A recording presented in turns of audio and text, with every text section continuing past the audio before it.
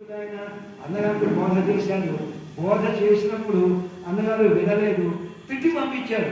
నువ్వు నిజంగా మా కులం రాక్షస కులానికి చేతుకట్టు దాపురించావు, నువ్వు నేను బాగుపడేటువంటి భోగ భాగ్యాలు కోల్పోయాడు. తన భార్య వాళ్ళని అక్కడందరినీ అక్కడే వదిలేశాడు. తన సంతానం వాళ్ళని వదిలేశాడు. తనకున్నటువంటి తనకు చెందినటువంటి అన్నీ కూడా మిత్రులు వాళ్ళందరూ అందరినీ వదిలేశాడు. అంటే ఇదంతా సంపద కదా.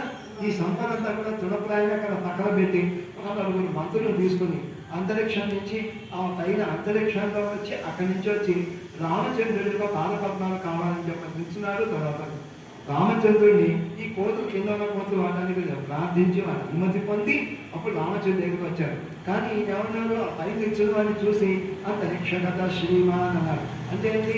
అంతరిక్షంలో నిలిచినటువంటి శ్రీమంతుడు. అంటే ఏంటి? రామచంద్రుడి యొక్క పాదాల విందాలు చేరడం అనేటువంటిది ఒక గొప్ప సంపద. అదేం సంపద? వరిష్ట సంపద, గొప్ప సంపద.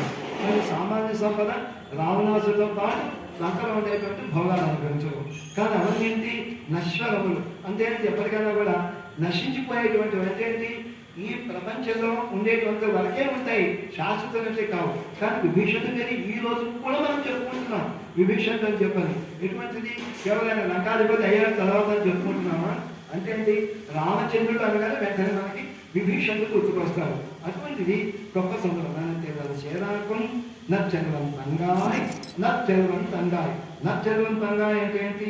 మంచి చెల్లెలు అంటున్నారు.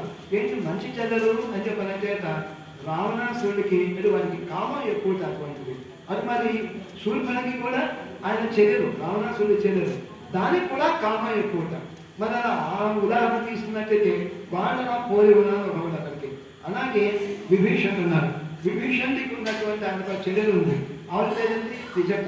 అంటే విభీషణుడికేమో రామచంద్రుడి మీద ప్రేమ, మరి త్రిజటికి సీతమ్మ మీద ప్రేమ.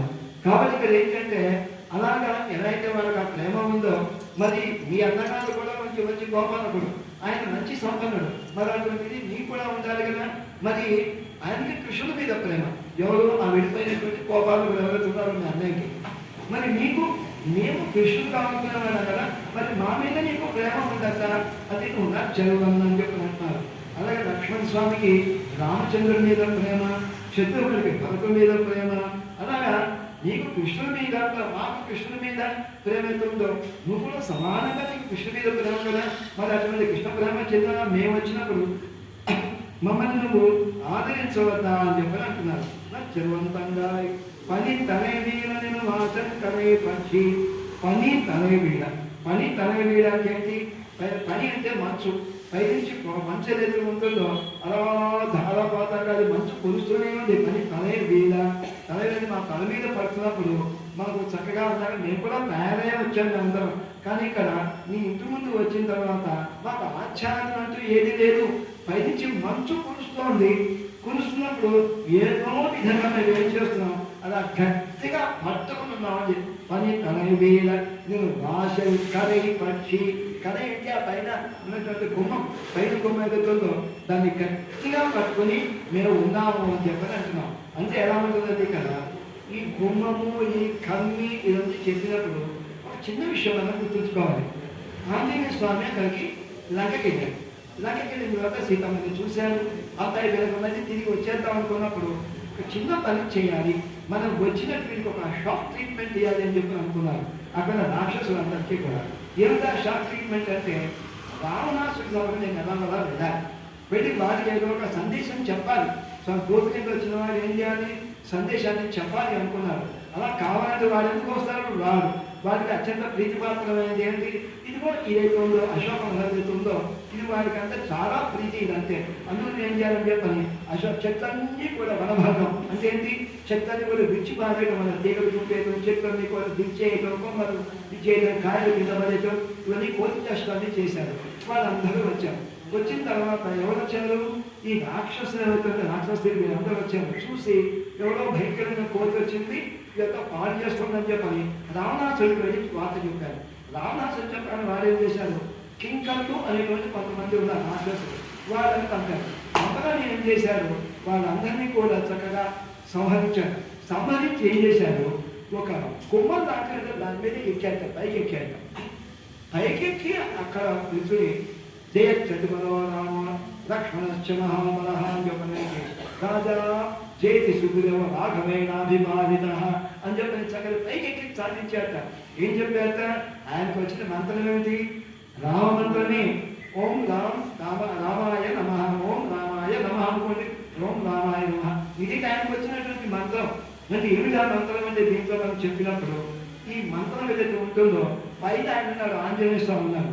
ఓం రామాయ నమ అని చెప్పినప్పుడు ఓం మన పక్క ఇటు పక్క గుమ్మం, తర్వాత రామాయ ఇటు పక్క చెప్పండి, మిగతా పైన నా కింద మా అని చెప్పండి. నా అంటే ఏంటంటే మనకి రాణి పొందడు నా అని చెప్పండి. మా అంటే దీంట్లో మనకి నాది అని చెప్పినట్టు.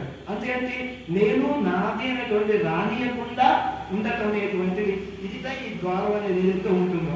అలాగే ఇక్కడ కూడా వీళ్ళేం చేస్తున్నారు, ఈ నేను రాశాను కడై పక్షి అని చెప్పినప్పుడు అది పట్టుకుని మేము ఇస్తున్నాము. వీళ్ళకి ఏంటంటే 3 రకాల తడి అనేటువంటిది వీళ్ళకి ఉండితారు.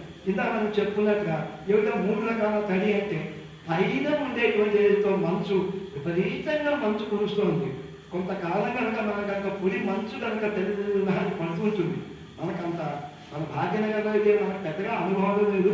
కొన్ని ప్రదేశాల్లో మంచు ఒక దగ్గర వడగలు పడుతుంది, ఒక దగ్గర తుంపలు పడుతుంది, ఒక దగ్గర మంచే కురుస్తుంది. మంచు కురిసినప్పుడు ఏమవుతుంది, తెల్లటి మంట వాళ్ళతో పడుతూ ఉంటుంది, గుట్టలు కింద పడుతూ ఉంటుంది. ఇప్పుడు నా పరిస్థితి ఎలా ఉంది, ఆ మంచంలో పైనుంచి కూర్చుతోంది, తలంతా మాకు తడిసిపోతుంది. ఒకటి తర్వాత నీ కమ్మి ఏదైతే దాన్ని పట్టుకొని కష్టం మీద నిలుచున్నాం. ఎందుకు కష్టం మీద నిలుచున్నాం అంటే ఆ కింద అనేది ఏదైతే ఉంటుందో మొత్తం అంతగా నానిపోయి ఇంటి ముందంతా నానిపోయి బురద కింద ఉంది. పాల బురద, ఆ మట్టి బురద, మీనటువంటి ఈ నీటి బురద అన్నీ కలిపి కాలు వేసి కాలు తీయడానికి కష్టంగా ఉంది. జారి పడిపోయేలాగా మేము ఉన్నాము. అయినప్పటికీ కూడా కష్టంగా పట్టుకున్నాం. పట్టుకుని మేము ఏం చేస్తున్నాము, ఉట్టిగా ఉండలేదు, మేము భగవన్నామ సంకీర్తనం చేస్తున్నాం. భగవన్నామ సంకీర్తన కనుక మనం చేసినట్టయితే మన దేహంలో ఒక రకమైనటువంటి ప్రకంపనలు వస్తాయి. అంటే ఏంటి, మనకి రోమాలు ఏవైతున్నాయో రోమాలు వికపరుచుకోవడం అనేటువంటిది జరుగుతుంది. నిజంగా అంత అనుభూతి పొందే మహానుభావులకి. తర్వాత ఇంకోటి ఏమవుతుంది, కళ్ళ నుంచి ఆనంద భాష్పాలుగా భగవంతుని తలుచుకొని భగవంతుడి ఆ యొక్క గొప్ప గుణాలని తలుచుకుంటే మన ఆ కళ్ళ నుంచి ఆనంద భాష్పాలు అనేవి వస్తుంటాయట. ఇది పరిస్థితి. అంటే నా హృదయము తడిభూతమైంది. తర్వాత ఇది లోపల తడి, పైనుంచి మంచు తడి, కింద తడి, ఇన్ని తడి ఏదైతే ఉందో వీటన్నిటిని కూడా మేము తట్టుకుంటూ ఇదిగో మేము ఇక్కడికి వచ్చి మేము ఉన్నామన్నా. వచ్చి ఏం చేస్తున్నారు, మీరు ఉద్యోగం ఉన్నారా అంటే లేదు ఉద్యోగాలే మేము చిన్న తినాలి తెన్నిరంగి కోమాలని చెప్తా అన్నారు. చిన్న తినాలి తెన్నిరంగి కోమాలని చెప్తా అంటే క్రోధముతో, గొప్ప క్రోధంతో చిన్న తినాలి తెన్నిరంగి కోమాన్. రంగై కోమాన్ అంటే ఎవరు, లంకాధిపతి అనేటువంటి కోమాన్ అంటే రాజు, ప్రభువు రాజు అనేటువంటి రావణాసురుడిని సంహరించినటువంటి వాడు. తెండి రంగై కోమాని చెత్త. ఎవరైనా మనత్తుకిని అంటే మనోభిరాముడైనటువంటి రామచంద్రుడు. మనోభిరాముట అంటే ఏంటి, వాళ్ళకేమో భయంకరుడు, ఎవరికి శత్రువులకి. కానీ భక్తులందరికీ కూడా మనోభిరాముట, జానకి మనోభిరాముడు అని చెప్పారు అంట. సీతామనోభిరాముడు అని రామచంద్రుడు, ఆయన గురించి మేము చేస్తున్నాము అన్నమాట. అయితే ఇక్కడ దీంట్లో ఇంకొక విశేషం ఏంటంటే, ఈయనకి రాముడికి కోపం ఏంటి, చిన్న తినాలు తెల్లిలంగే కోపాన్ని చేత ఆండాలి కదా. రాముడికి కోపం వస్తుందా అంటే రాముడికి కోపం రాదట. ఎందుకు కోపం రాదంటే ఆయనకి మొట్టమొదటి ఒక ప్రశ్న వేశారు. ఎవరు, నారద భగవాన్ అండి.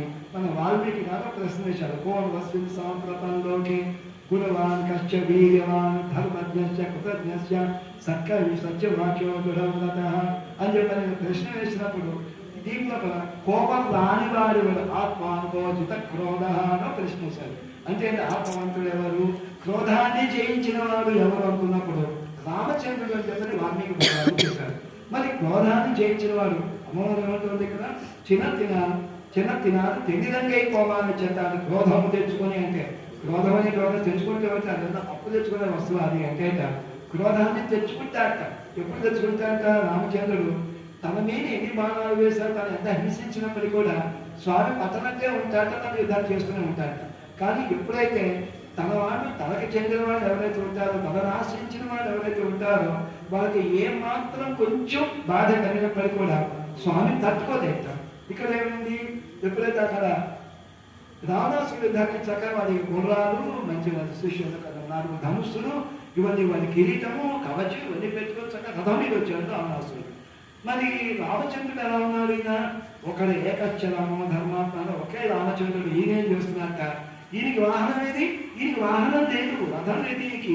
కానీ రథం ఏంటి ఈయనకి అంటే సాక్షాత్తు మన ఆంజనేయ స్వామి ఎవరుతున్నారో ఆయనే ఈయనకు లేదు రథం. చక్కగా ఇటో కాలు పెట్టాడు, ఆయన మీద కూర్చున్నాడు, ధనుబాణాలు ధరించాడు, ఈయన యుద్ధం చేస్తున్నట్ట. అయితే యుద్ధంలో మర్యాద ఏమిటి? ఎప్పుడైనా ఎవరైనా యుద్ధంలో పడేయాలి అనుకోండి, ముందు ఏం చేయాలి?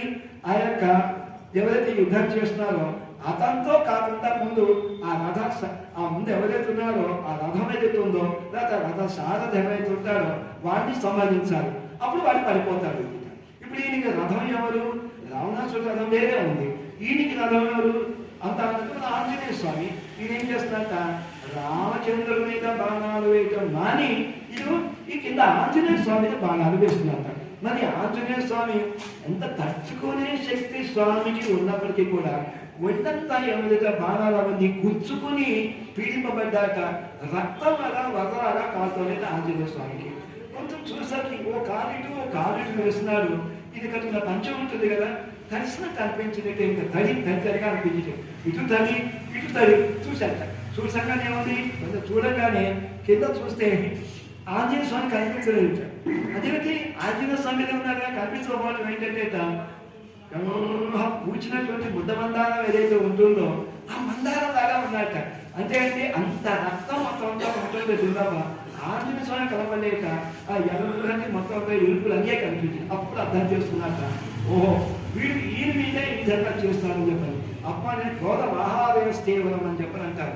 క్రోధాన్ని అప్పుడు తెచ్చుకుని అప్పుడు రావణాసుడు యుద్ధం చేసి వాడిని నిరుత్తరుని మొత్తం అంతా చేశారట.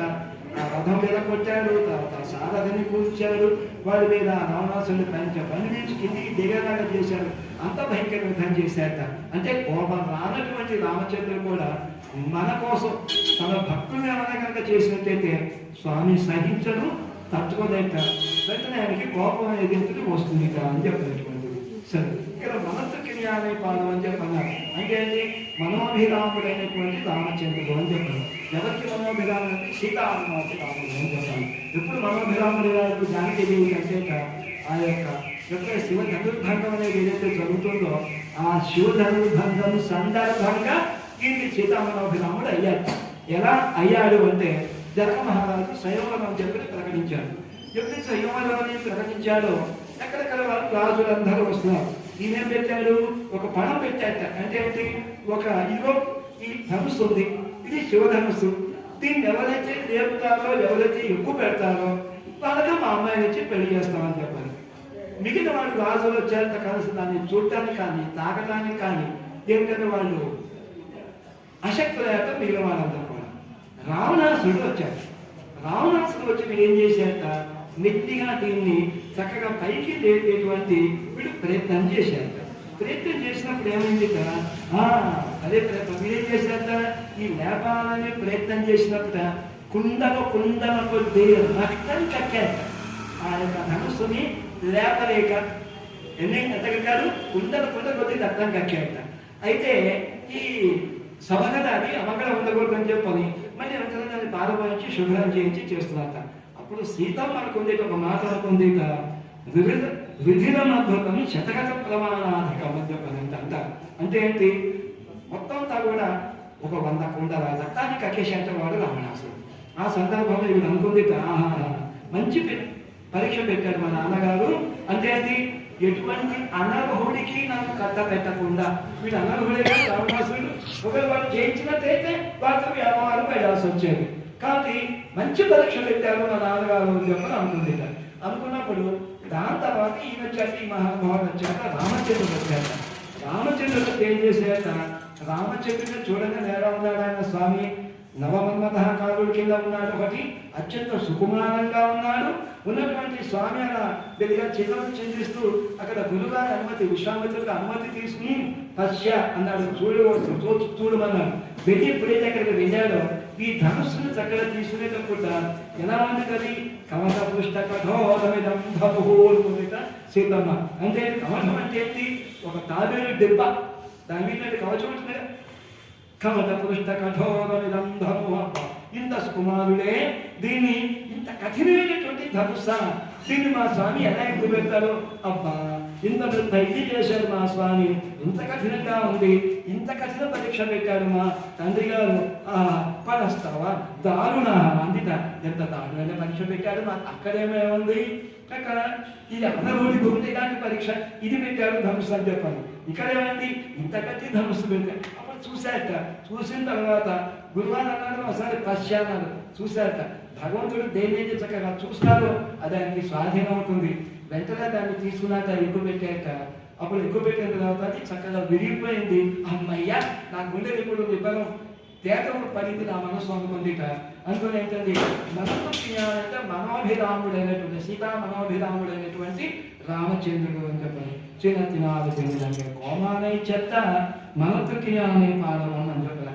ఇక్కడ మరి రామచంద్రుల గుణగానం కనుక చక్కగా చేసినప్పుడు ఇక్కడ మరి కృష్ణుడికి కోపం వస్తుందా కదా?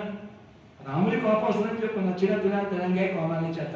ఇక్కడ ఎక్కడ మనం గోకులలో ఉన్నాం, నందగోపాలలో ఉన్నాం, ఇక్కడ గోపికలందరూ కూడా చక్కగా వ్రతం చేస్తాం, మన ఆండాలు తల్లి చేస్తుంది. మరి కృష్ణ పరమాత్మకి కోపం రాదా అంటే ఈయన కూడా చక్కగా మంచి కోపం వస్తుంది స్వామికి. ఎప్పుడు వస్తుంది అని చెప్పంటే తన భక్తుల్ని కనుక ఎవరైనా హింసించినప్పుడు ఈయన కూడా కోపం వస్తుంది. క్రోధ మహాలయ స్థీవరం అని ఇక్కడ కూడా మనం చెప్పొచ్చు. ఎప్పుడు మనం కూడా మనం చెప్పుకున్నాం. భీష్ముడు వచ్చాడు, భయంకరంగా యుద్ధం చేస్తున్నాడు, ఇతను నిలబడలేకపోతున్నాడు. తర్వాత ఏమో అర్జునుని తప్పించుకుంటుంది. ఇక్కడ కూడా అదే న్యాయంతో బాణాలు ఎవరి మీద వేస్తున్నాడు? అర్జునుడి మీద కాకుండా కృష్ణుడి మీద వేస్తున్నప్పుడు ఆ యొక్క కవచం విరిగిపోయింది, మొత్తం అంతా గుళ్ళకి రక్తమయం అయిపోయింది. అప్పుడు అతను ఇంత భయంకరంగా యుద్ధం చేస్తాడు భీష్ముడు. ఈ భీష్ముడిని నేను సంహరిస్తాను అందుకని ఏం చేశాక ఎక్కడి నుంచి ఆ రథం ఎక్కడుందో రథం నుంచి దూకాట. దూకినప్పుడు ఏమైందట? సస్మార చక్రం నిశితం పురాణ అని చెప్పంటారు. చక్రాన్ని తలుచుకున్నాక. ఇప్పుడు చిన్న విషయం చెప్పాలి కదా, చాలా మంది ఏం చేస్తుంటారంటే కొన్ని పెయింటింగ్లు తను స్మరించుకుంటే చేతిలో చక్రాయుధం వచ్చిందిట. అలా చెప్పిన వాళ్ళు ఎవరు రథ చక్రాన్ని ఎత్తుకున్నారని చెప్పిన వాళ్ళు ఎవరు ఉంటే వాళ్ళకి అసలు ఏమాత్రం పరిజ్ఞానం లేని వాళ్ళని చెప్పి చెప్పచ్చు. ఇక్కడేంటి మనకి చాలా స్పష్టంగా చెప్తారు. సస్మార చక్రం నిశితం పురాణ స్మరించగానే ఆయనకి చేతిలో చక్రం వచ్చిందిట భగవానుడికి. వచ్చినప్పుడు ఒక్కసారి కిందికి దూకాట. ఎంత కోపంతో ఎంత ఆవేశంతో దూకాడంటే కళ్ళన్నీ ఎర్రబడ్డాయిట, మొత్తం చుట్టిస్తా ఉంది ఆయనకి. తర్వాత దిగినప్పుడు ఏమైందిట, ఆయన వేసినటువంటి ఉత్తరేయం ఏదైతుంటుందో దాని ఆ ఉత్తరేయం కాస్త పక్కకి జారిపోతుందిట. జారిపోతున్నప్పుడు గతోత్తరీయ అంటారు మహాభారతంలో. గతోత్తరీయ అంటే ఉత్తరేయం పక్కకి జారిపోతుంది అని చెప్పాలి. కోతలుగా చెప్పారు కదా, ఎన్నిసార్లు మనం చదువుకోవచ్చు. మనకి అనేక బయట ఎడవలో కవులు రకరకాలు రాస్తుంటారు. అవన్నీ వస్తాను చదివితే మనం పక్కన పెట్టేద్దామని అనిపిస్తుంది. రామాయణం లాంటిది మనం చక్కగా ఎన్నిసార్లు చూసినా, ఎన్నిసార్లు విన్నా, ఎన్నిసార్లు కన్నా మళ్ళీ మళ్ళీ మళ్ళీ ఉండాలనిపిస్తుంది. అలాగే కొన్ని టీవీలో వచ్చేటువంటి సీరియల్ వింటారు. అమ్మాయ ఎప్పుడైపోతుందిరా బాబు ఈ సీరియల్ 3-4 ఏళ్ళ బట్టి వస్తున్నాం కదా భావన మనకు కలుగుతుంది. అలాగే ఇక్కడ కోతలుగా అద్భుతమైన పద్యం ఉంటుంది మనకి. కుప్పించి గలసిన కుండలముల కాంతి గగన భాగం వెల్ల కప్పి కొనగ ఉలికిన నోమక ఉదరంబులోనున్న జగములే గుణ జగతి కదల చక్రంబు చేపట్టి చముదెంచుదయమున చక్రంబు చేపట్టి చముదెంచుదయమున పైనున్న పచ్చని పటము జాల నమ్మితి నాలావునవు బాటు సేయకు నమ్మితి నారావునకు బాటు సేయకు మన్నింపు మని క్రీడి మరల దిగువ గరికి లంఘించు సింహంబు కదని మెరిసి గరికి లంఘించు సింహంబు కదని మెరిసి నేడు భీష్ముని చంపుతు నిన్ను గాతు నేడు భీష్ముని చంపుతు నిన్ను గాతు విడుపు మర్జున రుచు మద్విషిక వృష్టి తెరదు చనుజంతు దేవుడు దిక్కు నాకు. ఈ దిక్కు నాకు అని చెప్పిన వాడు ఎవరో తెలుసిన భీష్ముడు చెప్పాక అలా వెళ్ళిద్దారు. చక్కగా దూకుతున్నప్పుడు జారిపోయింది, ఇది దిగాక అప్పుడు భీష్ముడు వచ్చి ఒక పాదం ఈయన పట్టుకుంటే ఇంకో కాడు రెండు రోజులు స్వామి అనుకుంటే మొహం చూస్తున్నట్టు కాడు పట్టుకున్నాక భీష్ముడు ఎందుకు పట్టుకున్నాడు? అంత కోపం ఎందుకు వచ్చింది అంటే నా అర్జునుడు ఈ విధంగా చేస్తాను అన్నది కోపం. అక్కడ శపథం ఉంది. ఏం శపథం? ఆయుధములు పట్టను అన్నారు. వాడు ఆయుధం పట్టాలన్నాడు ఆ కృష్ణుడు. భక్త పరాధీనుడైన వాడు కృష్ణుడు ఆయుధాన్ని ఎందుకు పట్టాడు? పట్టించాడాక నేను చేస్తాను అన్నట్ట. ఎందుకు పట్టించాలంట? ఇప్పుడు ఎందుకు ఈయన చేశాడంటే ఈ ప్రతిజ్ఞ నిజం చేయాలంట. ఎవరి ప్రతిజ్ఞ? భీష్ముడు చేసిన ప్రతిజ్ఞ నిజం చేయడం కోసం ఈయన ఆయుధాన్ని పట్టాట. ఆయుధాన్ని ధరించున్నాడు కదా, ఈయన చేస్తానని భక్తుడైనటువంటి భీష్ముడు. ఇక్కడ అర్జునుడు భక్తుడే, భీష్ముడు కూడా భక్తుడే. అందుకే ఆ విష్ణు సహస్రనామాన్ని అక్కడ యుద్ధంలో అపశయ మీద పడుతున్నప్పుడు ఆయనతో చెప్పించాడు. అర్జునుడి గారికి ఏదో తను చెప్పాడు, కానీ భీష్ముడు స్వామి విష్ణు సహస్రనామాన్ని చెప్పించాడు. ఇది ఎందుకు అనేటువంటి అందం అక్కడ పట్టుకున్నప్పుడు ఏం చేశాక అప్పుడు ఈయన చూశాక చూడ ఎలాంటి కాళ్ళు ఏదైతే ఉన్నాయో అది వాత్సల్యానికి నిదర్శనంట. అంటే స్వామికి అందరం పేరుగా పుండరీకాక్షుడు అని చెప్పా. పుండరీకాక్షుడు నీ దయ ఇప్పుడు నా మీద ప్రసరించింది అంటే నన్ను రక్షించడం కోసం చక్రం పట్టుకున్నానే తప్ప చంపాలని కాదు, అది నాకు తెలుసు అనుకున్నాడు భీష్ముడు. అందుకని పాదాలు పట్టుకున్నాక అది పట్టుకొని ఇదాని చాలు, ఇదే దివ్యమంగళ విగ్రహం ఏదైతే ఉందో ఇదే నేను స్మరిస్తూ నేను ప్రాణాలు వదలాలి అని చెప్తాడు భీష్ముడు. నేను చంపేయి అంటాడు. చంపాలని కాదు కానీ ఆయనకి కృష్ణ పరమాత్మకి చక్రం పట్టుకున్నాడని నేను చంపలేను. ఎందుకు చంపడు? ఈయన కోరికైతే భీష్ముడిది.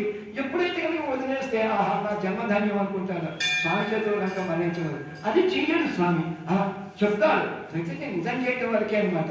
అలాగే ఇక్కడ దీంట్లో మనకి పనితలని వేడ చిన్న తినాలి కోమాలే చెత్త మనత్తుకి అనే పాడమని నీవు ఆయన తెరవా. ఇంత మేము చక్కగా ఇంత మేము చెప్తున్నప్పటికీ కూడా నువ్వు ఎందుకు దీంట్లో ఇంకా నువ్వు సమాధానం చెప్పుకుంటున్నావు? నీది నిద్ర. ఎటువంటి నిద్ర? మామూలుగా లౌకికమైనటువంటి నిద్ర, ఆధ్యాత్మికమైనటువంటి నిద్ర, తర్వాత వైదికమైన నిద్ర. ఏ నిద్ర అనేది? ఇందులో ఏది కాదు. అంటే నువ్వు పడుకున్న నిద్ర ఒక రకంగా చెప్పాలి మేమంటే కపట నిద్ర అని చెప్పని అంటున్నారు. అలాగే ఇందులో మనకి ఈ గేదెలు చక్కగా అరవటము ఇదంతా కూడా మనకి మన 12 మంది ఆడవారు ఒకనేటువంటి కులశేఖర ఆడవారు అంటే దివ్యేశ్వరులు ఎవరైతే ఉన్నారో ఆయన్ని వర్తింపజేస్తుందంటే ఇదిగో ఈ పార్శ్వనామం. అంటే ఏంటి? ఇక్కడ గేదెలు అనమాట. అంటే ఉత్తమైనటువంటి ఆచార్యుట అందరినీ ప్రబోధిస్తాంట. హే మధ్యాసులతో అని చెప్పి నేను మీరందరూ వినండి అని చెప్పంటారు. తర్వాత ఇంకోటి ఏంటి? కులశేఖరాలు అనగానే మనం ఏం గుర్తు పెట్టుకోవాలి? అందులో కదా మనందరం కూడా శ్రీరంగానికి వెళుతున్నాము, మేమందరం శ్రీరంగ క్షేత్రానికి వెళ్తున్నాము, శ్రీరంగనాథుని దర్శనం కోసం మీరందరూ కూడా రండి అని చెప్పండి. గుష్యతే యశనగరే రంగయాత్రాదినే దినే తమహం శిరసా వందే రాజానం కులశేఖరం అనేటువంటి ఆ మహానుభావులు ఎవరున్నారో ఆయన కూడా రామభక్తుడు. ఆయన ఎంత గొప్ప రామభక్తుడు అంటే ఆయన దగ్గర ఎప్పుడు ఈ భక్తులు ఆయన తిరుగుతున్నారు అని చెప్పని భావించి ఆయన ఏం చేశాక చక్కగా రామచంద్రుడికి సంబంధించినటువంటి ఆ యొక్క గొప్ప వజ్రాల హారం ఏదైతే ఉంటుందో దాని మంత్రులు దాచిపెట్టాయంట. ఆ పట్టాభిషేకం అయింది. తర్వాత కళ్యాణం వచ్చినప్పుడు ఎక్కడ హారం అని చెప్పినప్పుడు హారం ఎక్కడ లేదు ప్రభు అని అంటారు వీళ్ళు. ఎవరో మంత్రులు అన్నప్పుడు దీంట్లో మరి అవతల విచారించారు, అందరినీ విచారించామండి.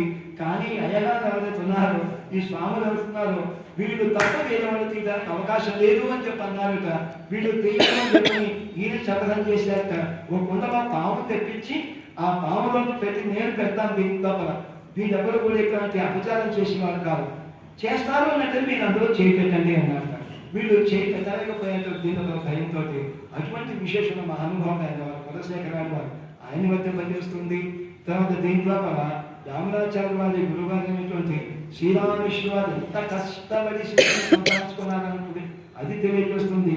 అద్భుతమైన భాషను దీన్ని మీకు చిన్న చిన్న ముక్కల కింద మేము చెప్తాం, చక్కగా అనుసంధానం చేయండి. దీంట్లో మనకి కనై తిరంగ తిరుమై కందు కిరంగి నినైతు మరవయ్యే నిన్ను పాలు శోర ననై తిల్లం చేరాకుం నచ్చల్వన్ తంగాయ్ పని తడై వేళ నిన్వాషే கடை பத்தி சினத்தினால் தென்னிலங்கை கோமானே செத்த மனத்துக்கினியானே பாடவும் நீவாய் திறவாய் இனித்தார் எழுந்திராய் ஈதெல்லாம் பேருறக்கம் அமைத்தில்லத்தாரும் அறிந்து ஆண்டாத திவ்ய திருவடிகளே ஸ்ரீகாந்தாய கல்யாண நிதினா श्रीवेंकटनिवासाय श्रीनिवासाय मंगलम् कर्तके पूर्वफल्गुण्यां तुलसी कालमोद्भवां पाण्डे विश्वम्भरां गोदां वन्दे श्रीरङ्गनायकीं स्वस्ति प्रजापतिं न्यायेन मार्गेण महीं महिषा गोब्राह्मणेभ्यः शुभमस्तु नित्यं लोकाः समस्ताः सुखिनो भवन्तु।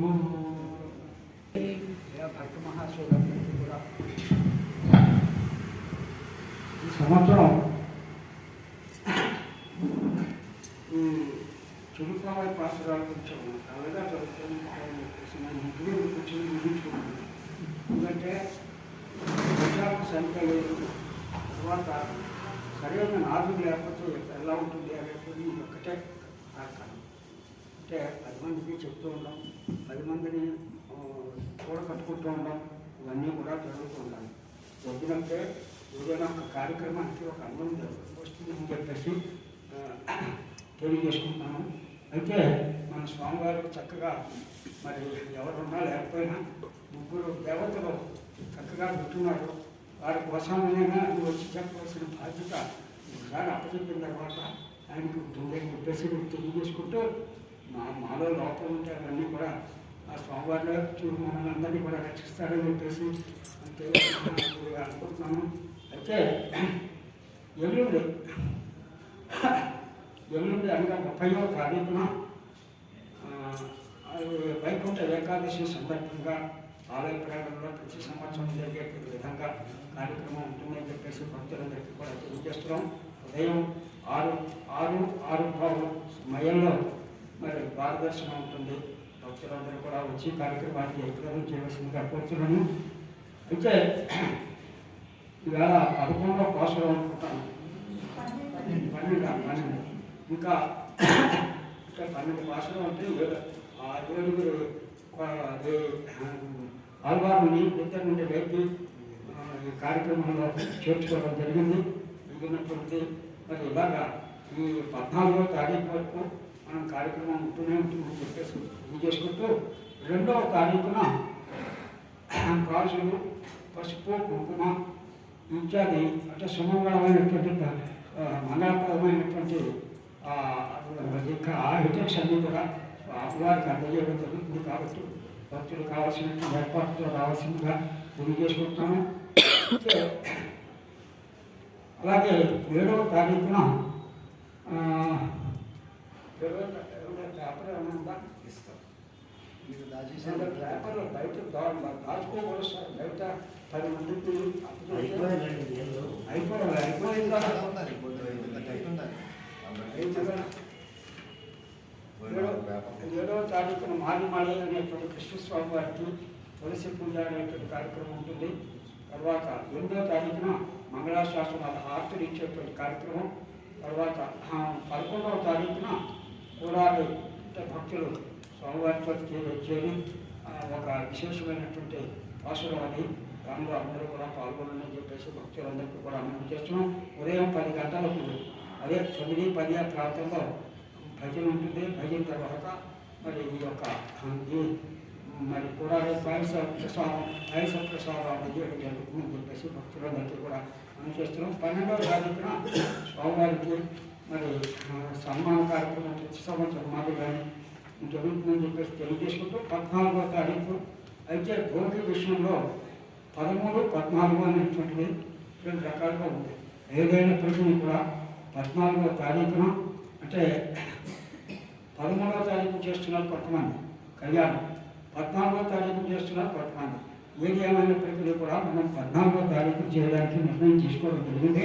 కాబట్టి భక్తులందరూ కూడా కళ్యాణోత్సవంలో పాల్గొని జయప్రదం ఈ కార్యక్రమం యొక్క విశిష్టతను కావాల్సిందిగా భక్తులందరికీ కూడా మనం చేస్తూ దీనిలో ఏదైనా లోపాలు ఉంటాయని కూడా మరి ఈ సంవత్సరం 2 రోజుల్లోన నన్ను దూరంగా పెట్టారు.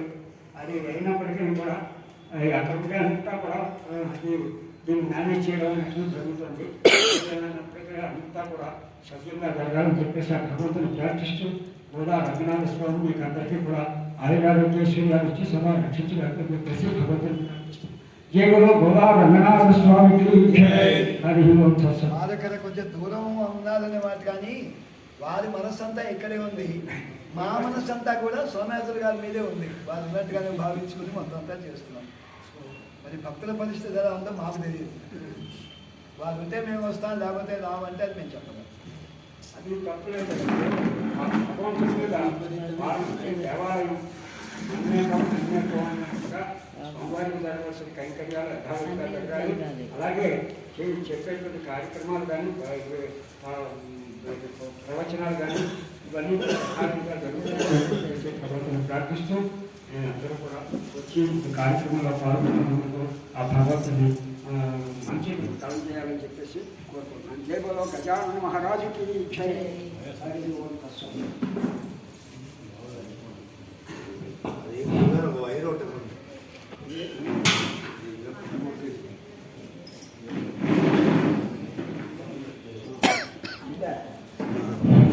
సాక్షాత్ శ్రీవత్సవక్షసే శ్రీమంగళాయ సర్వేషాం శ్రీరంగేశాయ మంగళం శ్రీయకాంతాయ కళ్యాణ నిధయే నిధయేతినాం శ్రీవేంకటనివాసాయ శ్రీనివాసాయ మంగళం మంగళం గోపేంద్రాయ మహనీయ గుణాత్మనే భగవతి తనోజయ సార్వభౌమాయ మంగళం సోచిష్టమానకా వందగంధమంగళం విష్ణవే విష్ణుచిత్తతనూజాయే గోదాయే నిత్యమంగళం మంగళాశాసన పరైమరాచార్య అది కొంచెం ప్రసేంట్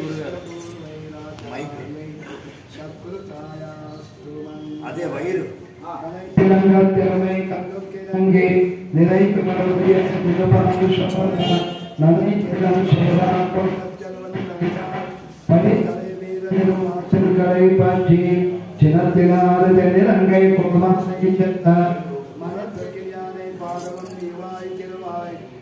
ചിനത്തിനാറുകൈ ഇതെന്ന പേരിലക്കം അനൈക്കില്ലത്താറും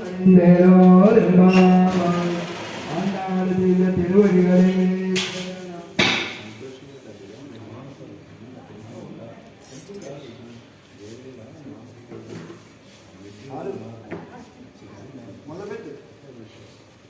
మొదలుపెట్టు ఏదైనా మొదలుపెట్టి నీకు వచ్చింది